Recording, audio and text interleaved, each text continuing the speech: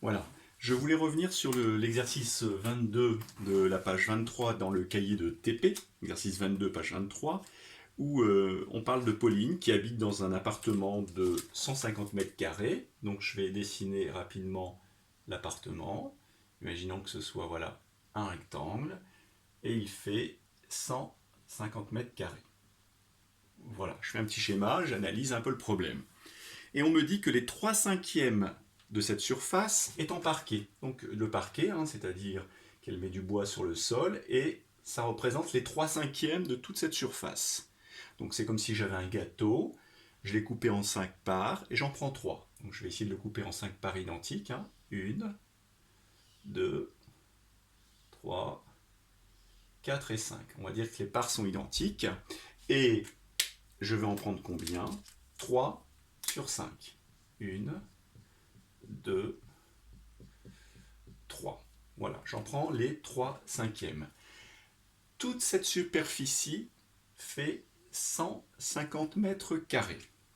Donc 150 mètres carrés, il va falloir que je divise en combien de parts? En 5 parts identiques. Le gâteau, je vais le couper en 5. Donc ce qui signifie que 150, je vais le diviser en 5. Et après, je vais comprendre combien de parts? 3 parts. Une part, plus une part, plus une part. Plutôt que de faire une addition, eh bien, je ferai une multiplication par 3, plutôt que d'additionner 3 fois. Donc on va faire le calcul. Donc le calcul qui va se proposer, eh bien, c'est le suivant. J'ai 150 que je vais d'abord diviser en 5 parts identiques, 150 mètres carrés divisé par 5, ça va me faire 30.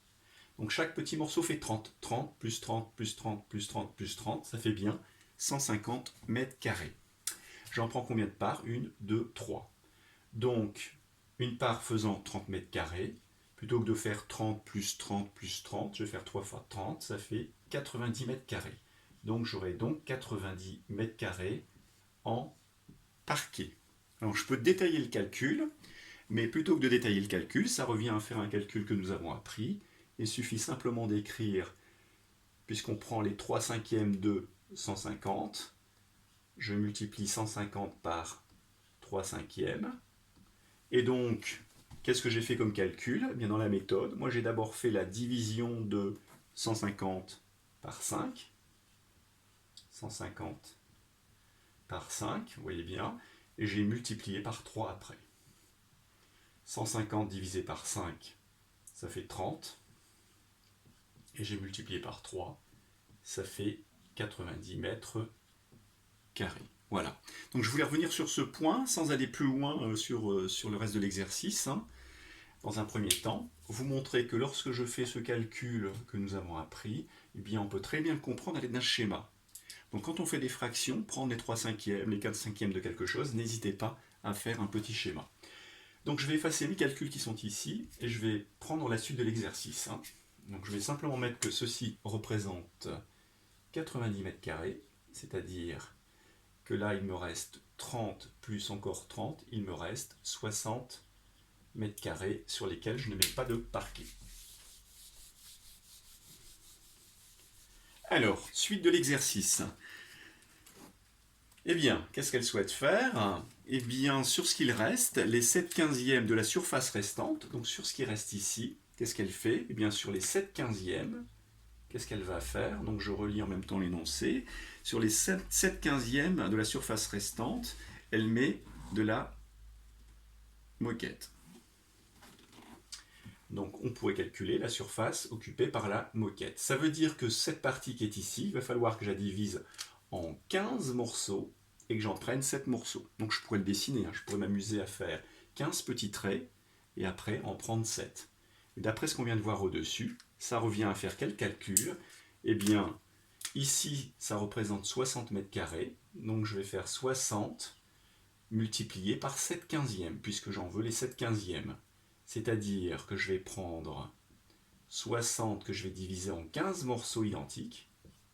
60 qui est là, je vais le diviser en 15 morceaux identiques. Et une fois que j'aurai le résultat, je le multiplierai par 7, puisque je n'en prendrai que 7 morceaux. Donc 60 divisé par 15, il y va 4 fois. 4 fois 7, 28. Donc 28 mètres carrés. Et en fait, dans la fin de l'exercice, on nous dit, si je me souviens bien, que l'on va mettre du carrelage. Qu'est-ce qu'il va rester en superficie pour le carrelage? Eh bien, toute la superficie fait 150 mètres carrés. On peut lui enlever les 90 mètres carrés. On peut lui enlever les 28 mètres carrés. Ou alors, comme on sait que la superficie qui nous restait ici était de 60 mètres carrés, il suffit d'enlever les 28 mètres carrés sur lesquels on vient de mettre de la moquette pour trouver le reste en carrelage. Alors, je vais faire un petit schéma. Sur les 60 mètres carrés qu'il me reste, qui sont juste là, hein, 60 mètres carrés, on vient de mettre 28 mètres carrés de moquette, on a calculé. Eh bien, on cherche le morceau qui reste ici. Eh bien, tout ça fait 60 mètres carrés.